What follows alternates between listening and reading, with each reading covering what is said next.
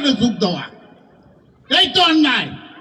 এর জন্য আজকে তাদের মামলা খাইতে হয়েছে, ছয় মামলা খাইতে হয়েছে, শুধু আমার এলাকায় না, সমগ্র বাংলাদেশ জোড়া।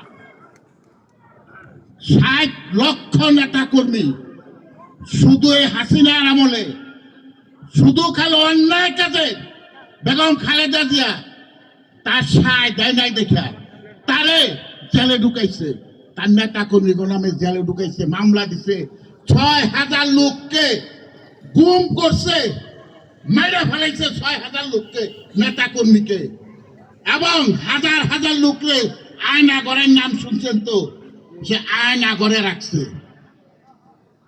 কাজে আজকে সেই বেগম খালেদা জিয়া আন্দোলন কইরা শেখ হাসিনা তার দল আপনাদের সাথে নিয়ে আন্দোলন কইরা শেখ হাসিনার পতন ঘটাইছে। এই আন্দোলন অনেক অনেক কথা বলে, আন্দোলন শুরু করছিল কারা, কে?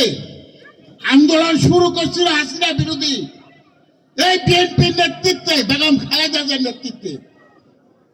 সেই আন্দোলন আস্তে আস্তে বড় হইতে হইতে 1924 সালে 5ই আগস্ট এটা পরিপূর্ণতা পাইছে।